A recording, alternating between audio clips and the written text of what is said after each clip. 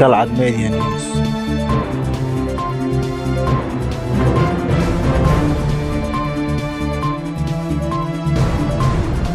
قلعة ميديا نيوز.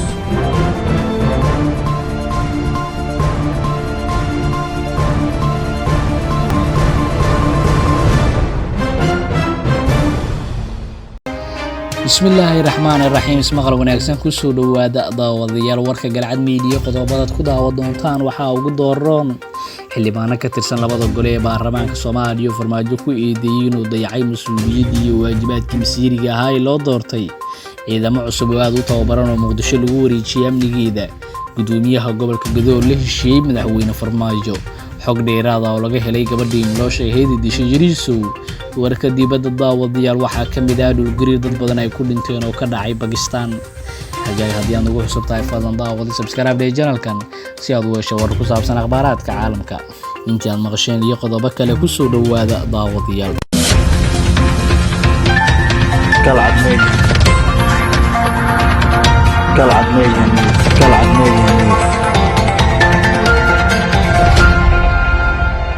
قلعة ميديا نيوز. ciidamo aad u hubeysan watana gaadiidka dagaalka ayaa lagu wareejiyay amaanka guud ee magaalada Muqdisho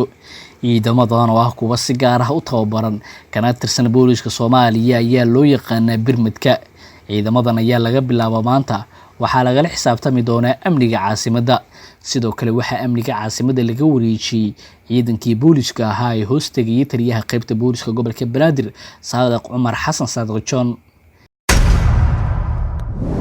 dowladda Soomaaliya ayaa u yeertay gudoomiyaha gobolka Gadow si loo fuliyo qorshe ka dhan ah Axmed Madoobe wasiirka wasaaradda arrimaha gudaha dib u heshiisiinta iyo federaalka ee dowladda Soomaaliya Cabdi Maxamed Sabriye Qarafaan ayaa u yeeray gudoomiyaha gobolka Gadow Maxamed Maxamuud Maxamuud iyo saraakiil ka tirsan militariga Soomaaliya oo ka howlgala gobolka Gadow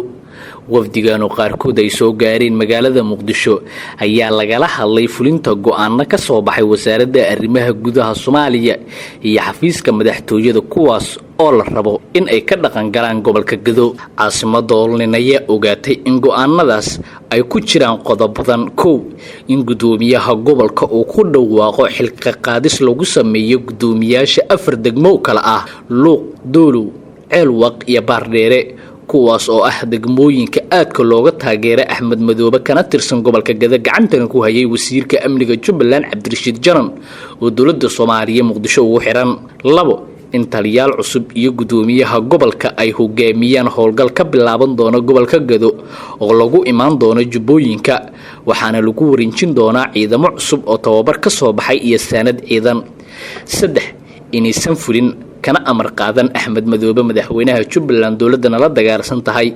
balse ay fuliyaan amarada ka soo baxay madaxtooyada Soomaaliya si loo badbaadiyo dalka wafdigan ayaa la filayaa in si degdeg ah ugu laabtaan gobolka Gadow isla markaana ay dhaqan galiyaan heshiisiyo amarada ka soo baxay madaxtooyada oo dagaal culus kula jirta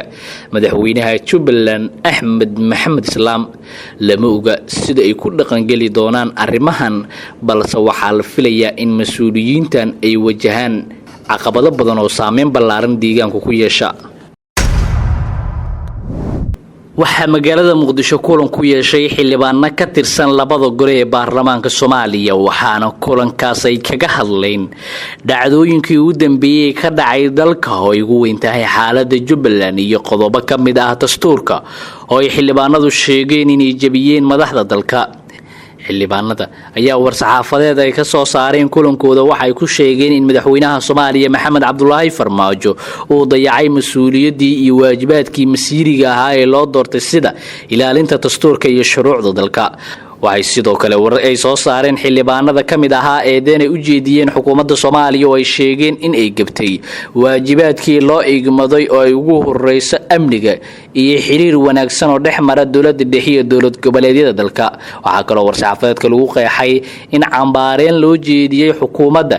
xanibaada ay saartay diyaaradaha aadaya magaalada Kismaayo waxa sidoo kale ay ka digeen in ciidamada qalabka sida loo adeegsado caburinta shacabka xildhibaanada ku shiray Muqdisho ayaa lagu sheegay tiradooda inay ka badan yihiin 50 xildhibaan waxaana kamid ahaa xildhibaan Yuusuf Xuseen Axmed Gamaadiid wuxuuna ka warbixinayaa waxay kulankooda uga hadleen iyadoo shaqaan yeelanay waxa weeyaan xaaladihii soo cusboonaaday maalmahan taagnaa oo ay kamid ahaayeen maxaan ku rahday xayiraadii jubbaland lagu soo reebay xadgudubiyadii iyo maxaan ku rahday xanibaadii isu socodkii maxaan ku rahday jubbaland iyo dalka intiisa kalaama muqdisho sharci darrada ahayd waxyaabaha ay sababi karaan iyo waxa ka dhalan karo xadgudubiyadii hore usoo dhacay qodobada dastuurka si la caadeysay sida joogtada in loogu tunto waxyaabahaas ay ahayn waxaa maalinta isaga nimid oo iska wareysanayay xildhibaanada ilaa waxaan ku rahday konton iyo dhowr xildhibaan ay ahaayeen arrinkuna si emergency la isugu yimid wax oo maxaan ku rahday daqiiqadii gaarsiiyey waxa kan markaysan kaanay maxaan ka yeelnaa ka dhashay ay ahaayeen kulanka waxa weeyaan sida hadda kuu sheegay waxa weeyaan xildhibaano oo ka danqaday waxa taagan xayiraada iyo maxaan ku rahday gudoominta lagu sameeyey jubbaland iyo maxaan ku rahday ayaan darad xayiraadii lagu sameeyey madaxweynaha hore ee federaalka Soomaaliya oo xadgudubka iyo karaamadeelka ahayd siyaasad ahaan waxaa dalka indhaha lagu wada hayaa halka ay saldhiga doonto xaaladda Jubbaland iyo khilaafka Sheekh Shariif iyo madaxweyne Farmaajo iyadoona dawladda tan iyo markii ay dhacday doorashada Jubbaland 3 jeer ay soo saartay amarro ku saabsan duulimaadyada magaalada Kismaayo oo haatan ku shaqeeya maamulka Jubbaland galka baarista idaacada VOA ayaa lagu soo bandhigay xogta Basiire Cabdi Maxamed oo ah gabadhii lagu eedeeyay inay fulisay qaraxii 24kii Juulaay ka dhacay xarunta maamulka gobolka Banaadir waxa uu barnaamijka dib u raacay sooyaalka gabadhaas oo magaceeda dhabta ah uu yahay Maryan Cabdiraxmaan Maxamed Abikar sida ay shaqada ugu heshay maamulka gobolka Banaadir iyo waxyaabaha la xiriirinayo kooxda Al-Shabaab waxyaabaha yaab kale xogta lagu soo bandhigay waxa kamid ah in Basiiro hooyadeed ay sidoo kale tahay qof aragala oo u ololeeya Al-Shabaab isla markaana haweenka ku dhiirigeliya inay ka mid noqdaan kooxdaas Basiiro hooyadeed ayaa hadda ka hor wiil ka soo doontay gabadheeda oo Muqdisho ku sugan waxay ku tiri gabadheeda ma guursanayo wiil aan ka soo urin rasaasta mujaahidiinta Basiira oo 26 jir ayaa aabaheed waxa uu dhalay caruur gaaraysa 16 cunug oo 6 gabdho tahay halka 10 kalena ay yihiin wiilal hase yeeshee Aaba Cabdiraxmaan Maxamed ayaa la sheegay inuu saameyn badan ku lahayn nolosha gabadhiisa Basiire adeerkeeda ayaa sidoo kale la sheegay inuu ka tirsan yahay ururka Al-Shabaab isla markaana uu qaabilsan yahay dhanka cashuuraha xogta galka baarista waxa ku jiray in Basiire mardhow ay la kulantay madaxweyne Farmaajo iyo madaxweynihii ka horeeyay Xasan Sheekh Maxamuud waxaana macquul ahaa in hadafkeeda koobaad uu ahaa inay disho madaxweyne afayeenka gobolka Banaadir Saalax Cumar Xasan ayaa beeniyay war uu sheegay inay been abuur yihiin oo lagu faafiyay qaar kamid ah baraha bulshada warkaasi ayaa sida uu sheegay Saalax Dheere lagu sheegay in duqa Muqdisho ahna gudoomiyaha gobolka Banaadir uu ka hadlay arrimo quseeya shirkii jiraa'id ee madaxweynihii hore ee Soomaaliya Sheekh Shariif Sheekh Axmed iyo arrimaha Kismaayo afayeenka gobolka Banaadir ayaa tilmaamay inaysan jirin wax faalla ah oo arrinkaas ku aadan oo gudoomiyaha gobolka Banaadir Cumar Maxamuud Maxamed Finish oo ku soo bandhigay baraha bulshada iyo saxaafadda warka been abuurka ah ee saacadihii u dambeeyay lagu sheegay in gudoomiyaha gobolka uu dhaliilay xisbiga himilo qaran isla markaana uu baaqo diray madaxweynihii hore ee Soomaaliya Sheekh Shariif Sheekh Axmed waa kuwa muujinaya in tiro yar ay ku howlan yihiin kala dilka iyo kala fogeynta mas'uuliyiinta dalka taas oo looga guleeyahay dana shakhsiyadeed iyo caqabadeynta horumarka afayeenka gobolka Banaadir ayaa digniin adag u diray cid kasta oo been abuur ka sameeysa maamulka gobolka Banaadir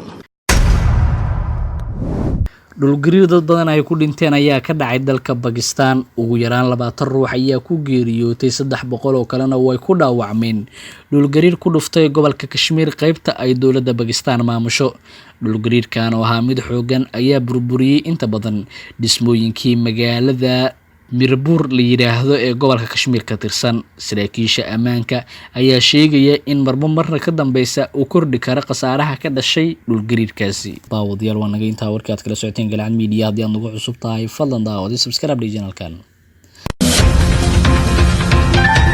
Galcad Media Galcad Media Galcad Media